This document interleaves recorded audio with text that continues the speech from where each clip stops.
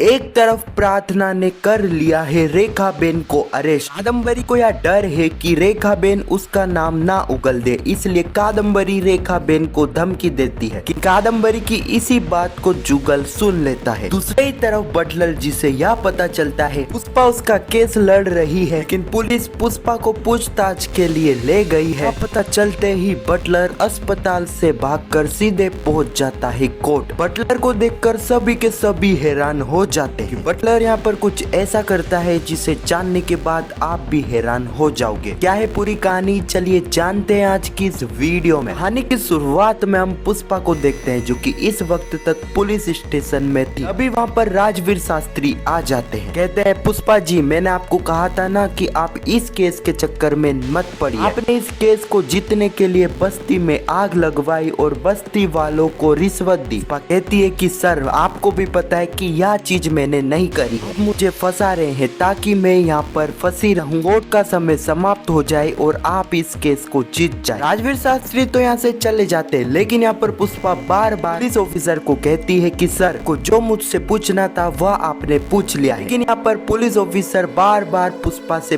पूछने के बहाने पुष्पा को रोक रहा है। पुष्पा कहती है कि सर आपके पास क्या सबूत है कि मैंने उस बस्ती में आग लगवाई है, बस्ती वालों को रिश्वत दी है, आपके पास सबूत क्या है? हम देखते हैं कि वह पुलिस ऑफिसर पुष्पा को एक वीडियो बताता है। यह वीडियो तब की थी जब चिराग ने बस्ती में यह कह दिया था कि जो भी पुष्पा की बात सुनेगा उसे वह 1000 रुपए देगा। वीडियो देखने के बाद पुष्पा पुलिस ऑफिसर को कहती है यह चीज उसने जाने अनजाने में कह दी थी, इसके बाद मैंने इसे डांटा भी था, इसकी तरफ से मैं आपसे माफी मांगती हूँ, लेकिन मुझे अभी यहाँ से जाने दीजिए। लेकिन पल हम राजवीर शास्त्री को देखते हैं जो कि जज को कहते हैं बताते हैं कि इस केस के जो सामने वाले वकील थे पुलिस ने पूछताछ के लिए ले गई है कि वह विटनेस को रिश्वत देते हुए पकड़ा गई। सर यह केस पूरी तरह से बकवास है। इस केस में मेरे क्लाइंट को जानबूझ को फंसाने की, कंपनी का नाम खराब करने की कोशिश करी जा रही है। अगले पल हम एक व्यक्ति को देखते हैं जो कि बटलर को यह बताता है पुष्पा को पुलिस ले गई है पूछताछ के लिए। उसके बाद अगले ही सीन में हम जोशीपुरा जी को देखते हैं जो कि बटलर के रूम में जैसे आते हैं देखते हैं कि बटलर तो वहाँ पर है ही नहीं। यह पता चलते ही जोशीपुरा जी कॉल कर देते हैं पुष्पा को जैसे यह पता चलता है सर आप मेरा टाइम खराब कर रहे हैं, जो मुझसे पूछना था वह मैंने आपको बता दिया है, इसलिए मैं यहाँ से जा रही हूँ। पुलिस ऑफिसर पुष्पा को कहते हैं कि आप ऐसे नहीं जा सकती है। उसके बावजूद भी पुष्पा वहाँ से आ जाती है। अगले ही पल हम प्रार्थना को देखते हैं जो कि उस जगह पर पहुँच गई थी जहाँ पर रेखाबेन के होने की खबर उसे मिली थी। प्रार्थना को यह पक्का पता था कि रेखाबेन यहीं पर ही। प्रार्थना यहाँ पर भेष बदल कर आती है और वह ऑटो वालों के साथ मिलकर एक प्लान बनाती है रेखाबेन को पकड़ने के लिए, और हम देखते हैं रेखाबेन प्रार्थना के इस प्लान में फंस जाती है। रेखाबेन उसी ऑटो में बैठती है जिस ऑटो को प्रार्थना चला रही थी। रेखाबेन प्रार्थना के जाल में पूरी तरह से फंस गई थी। अगले पल हम कोर्ट का सीन देखते हैं जहाँ पर राजवीर शास्त्री जज से बात कर रहा था, लेकिन तभी वहाँ पर बटलर आ जाता है। बटलर को वहाँ देखकर सभी के सभी काफी हैरान हो गए थे कि बटलर ऐसी हालत में था कि बटलर ठीक से चल भी नहीं पा रहा था। बटलर जज को बताता है कि मैं वही हूँ जिसके पर यह केस चल रहा है। ले पल हम देखते हैं कि जोशीपुरा जी पुष्पा को यह बता देते हैं कि बटलर कोर्ट आ चुका है। यह सुनते ही सीधे पहुंच जाती है पुष्पा भी कोर्ट। यहाँ पर हम देखते हैं कि राजवीर शास्त्री इस केस को घुमाते और कहते हैं सर बटलर जो कि ठीक से चल भी नहीं पाता है, इसके बावजूद भी बटलर को कोर्ट में लाया जाता है ताकि इस केस को इमोशनल ब्लैकमेल किया जाए। यह केस पूरी तरह से बकवास है, इसलिए हमारा